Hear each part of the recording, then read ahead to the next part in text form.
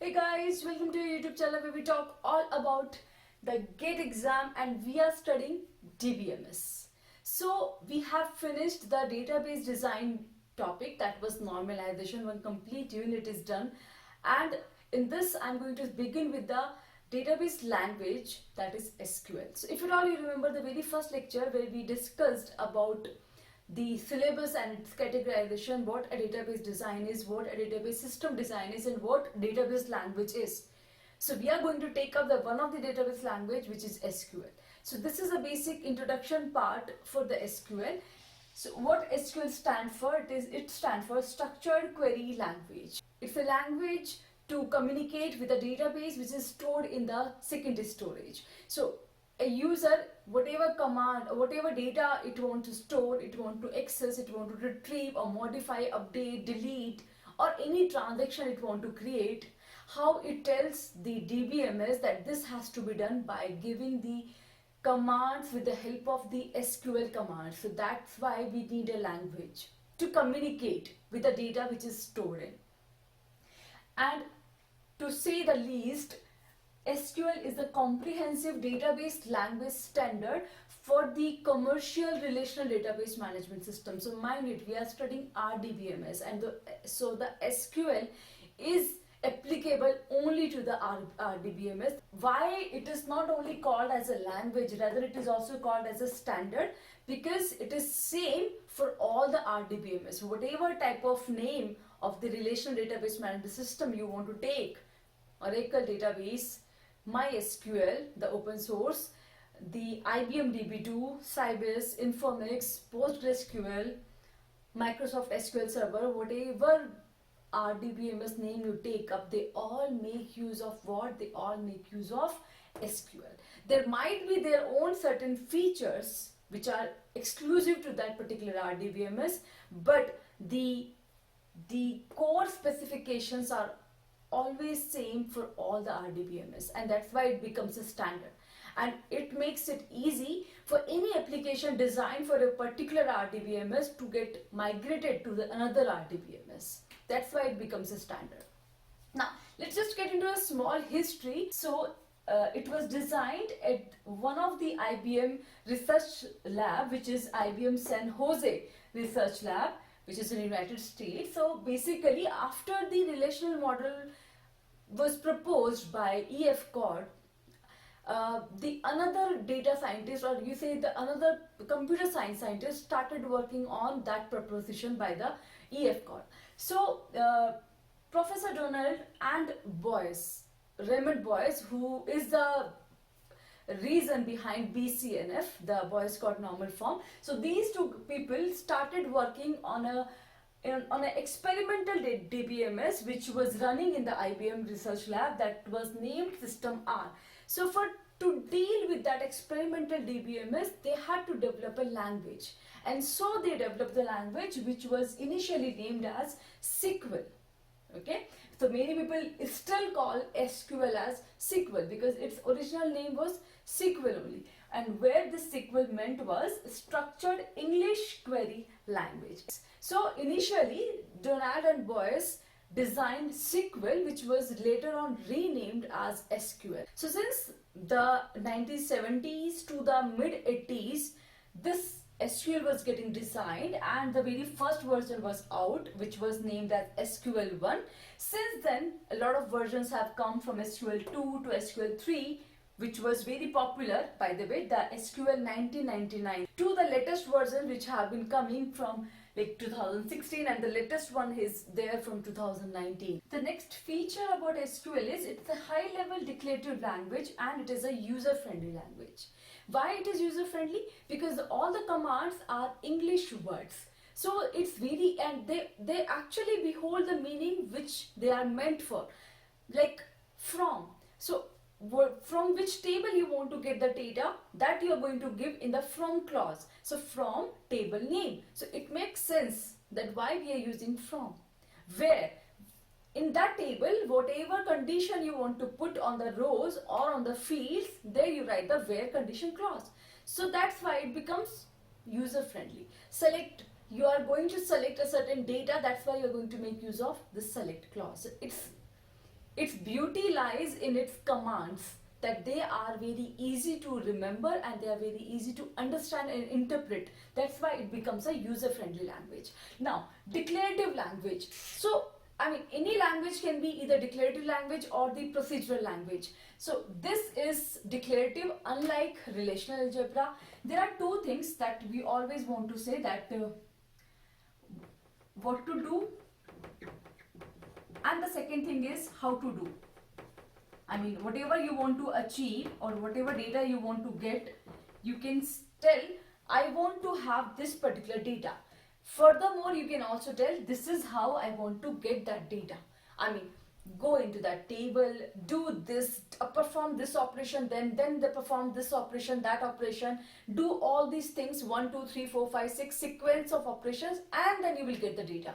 If you are doing that, if you're providing the steps to get your data also, I mean how to retrieve your data, then you say, I become a procedural language. I'm specifying each and every procedure or the how to proceed for achieving that data. But if you just provide the information that this is exactly what I want, it doesn't matter for me how do you achieve that data, how do you retrieve that data. Okay, then it becomes a declarative language. So SQL only says that this is exactly what I want. It doesn't say how do I want. And that's why it becomes a declarative language.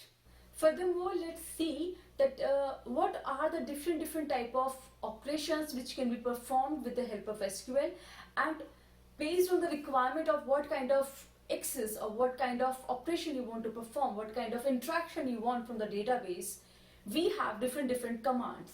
And so basically SQL commands have been grouped into two categories. One is the data definition language, DDL, and the other is data manipulation language, DML.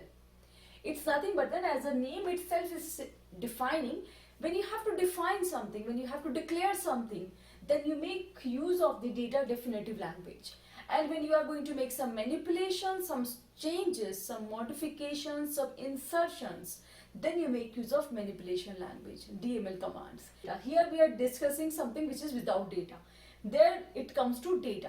So basically, what are the different type of operation that you can perform? In the data definition language, the very first and the primary job is creation, deletion and modification of tables and views. So with the help of DDL commands, you can create, delete and modify any table and view. So table are different, view are different. So for the creation of the table, for the deletion of table, for the modification of the table, any kind of change you want to do in your table which is already created, like I created my student table and later on I realized I need to add another column. Okay, I want to have a few more information about each and every student, so I want to add certain number of columns. So that means I need to alter, I need to modify my table structure, its schema. So such kind of things will be done with the help of DDL commands. Okay, I'm not going to get into the very basics of the commands, what those commands are, because in videos one after the another we are going to discuss each and every command and we are going to see its syntax along with the proper example, along with its execution. Okay, the second type of commands which are DDL commands are utilized for is specify the integrity constraints. Integrity constraints, as you by default understand, I think, when we put or impose any condition, any restriction on our data, then that becomes the integrity constraint in very simple terms. So we impose conditions on data in terms of primary key declaration, in terms of foreign key declaration, in terms of such particular attribute should not have any null value, such particular attribute is unique, or and so on. Check constraints. So many constraints can be defined. So like primary key, unique, foreign key, not null. For defining all these integrity constraints while you are designing your schema, when you are writing a structure of your table query, then at that time you can define. Otherwise later on also you can define the integrity constraints on a particular table. Also you can delete some constraints later on, you can modify some constraints later on. So all these commands are coming under the category of data definition language. The third thing is access rights for user. We have so many types of users. Somebody is administrator of the data, somebody is a simple user, some group of people are specific users. So we want the authorization to be defined. We want a security of the data, and so we need to limit who can see what, who cannot see what. Okay, so for that purpose, for any kind of access right, you need to provide to your users. You make use of the DDL commands, which comes in the form of grant and revoke command. You can grant some permission, you can revoke some permission. Okay, so these also fall into the category of DDL. So this is about the DDL commands.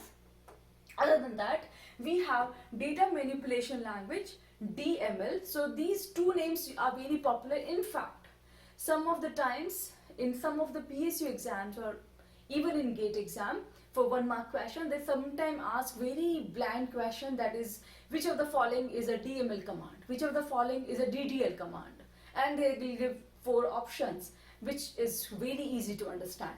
Okay, so in the data manipulative language, the very first thing is for insertion of the data, for deletion of the data, for modification of the data. So mind it, I'm not talking about the schema or the structure of your table. I'm talking about the data which you are going to put into your table.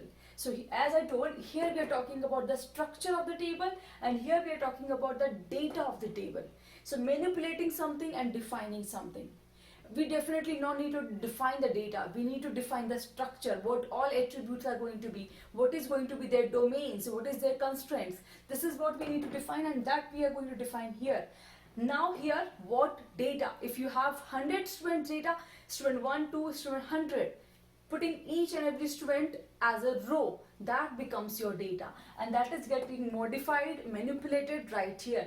For insertion to deletion of any data to modification of any data, everything is done here. Okay, and the next very important thing, which is going to make up the 80% part of our syllabus, that is selection of data. How do you select data from the available tables, from the data which is all over across the tables? So you go through the tables, you put your queries, you do selection by many ways, and there only, 80% of the question lies. Okay, whether it's a PSU exam or it is a GATE exam or any competitive exam. So this is what we are going to discuss very much in detail. Select from, where, group by, order by, having, all these clauses are going to fall into this category.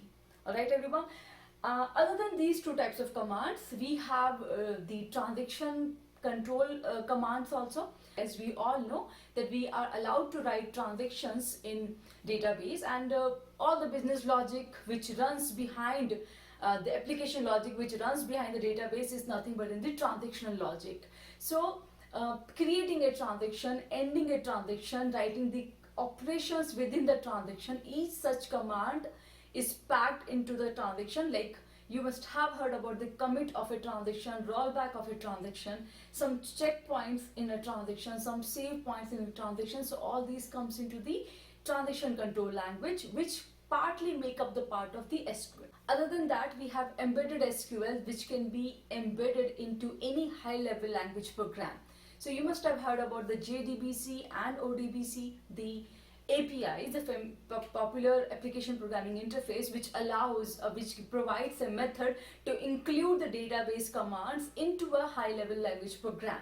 So we have embedded SQL, dynamic SQL, and many more features of SQL defined, specialized for particular applications. But here, for the purpose of GATE exam and any other competitive exam, for the recruitment purpose, and for your semester exams, what we need to understand is all the basic commands of SQL, all the basic operations which can perform with the help of SQL. And I hope in due course with coming videos you are going to understand, we are going to understand each one of them in detail with its proper execution order. So don't go anywhere, come back again for the next video. I'll see you once again very soon. Till then,